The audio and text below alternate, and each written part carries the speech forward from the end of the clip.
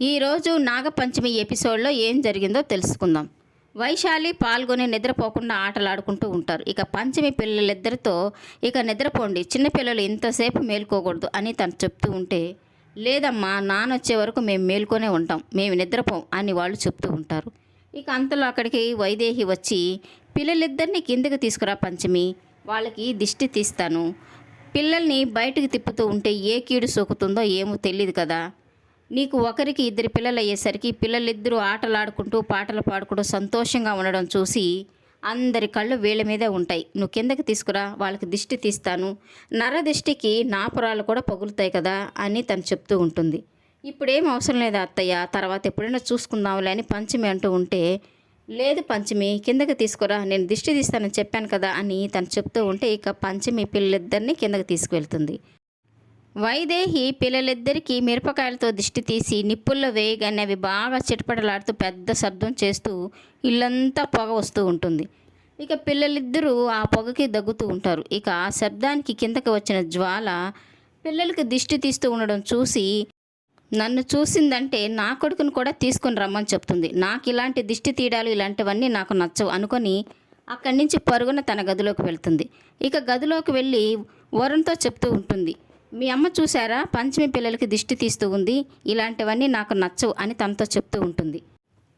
పిల్లలకు దిష్టి తీస్తే ఏమైంది జ్వాల, మంచిదే కదా, మా అమ్మ చేసింది మంచి పనే కదా, ఒక్క పిల్లాడని కానీ గొప్పలకు పోతున్నావు, కానీ మా అమ్మ అందరినీ పెంచి పెద్ద చేసింది, పిల్లల్ని ఎలా చూసుకోవాలో మా అమ్మకు బాగా తెలుసు, నువ్వేమీ మా అమ్మ గురించి మాట్లాడవలసిన అవసరం లేదని వరుణ్ తనతో అంటూ ఉంటే, అవును మీ అమ్మ గురించి గొప్పలు మీరే చెప్పాలి, పెద్ద పుస్తకం రాసుకొని మీరే చదువుకోండి అని తను అంటూ ఉంటుంది. ఇక లైట్లు ఆపేసి పనుకోండి, లేకపోతే మీ అమ్మ వచ్చిందంటే గణాన్ని కూడా తీసుకెళ్ళి తనకు కూడా దిష్టి తీస్తుంది అని చెప్పి గణ ఆడుకుంటూ ఉంటే తన చేతిలో బొమ్మని లాక్కొని పక్కన పడేస్తుంది.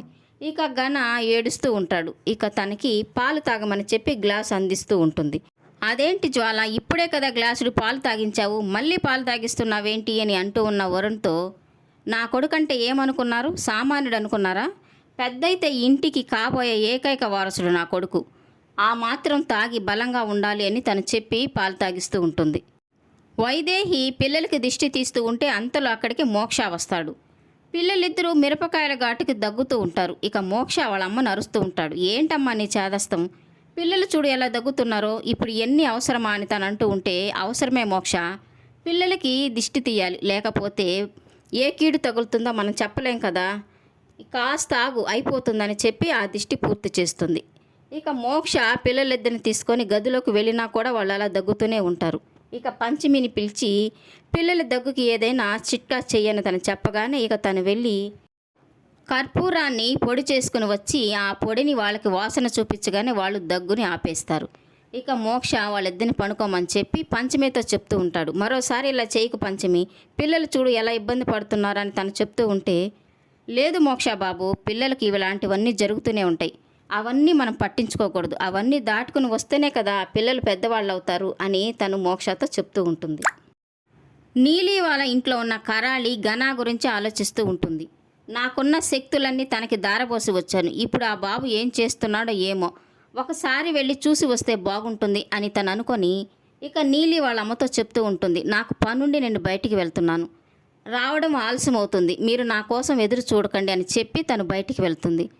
ఇక నీలి వాళ్ళ అమ్మకి తన మీద ఎందుకు అనుమానం వచ్చి తన భర్తతో చెప్తూ ఉంటుంది, మన ఇంట్లో ఉన్న అమ్మాయి గురించి మీరు ఏమైనా ఆలోచించారా, మన అమ్మాయిని కాపాడిందని తీసుకొచ్చి ఇంట్లో పెట్టారు, తన అర్ధరాత్రి ఏదో పూజలు చేస్తూ ఉంది, ఆడపిల్ల అలా పూజలు చేస్తూ ఉంటే ఎలా ఉంటుంది, చూసిన వాళ్ళు ఏమనుకుంటారు అని తను చెప్తూ ఉంటుంది.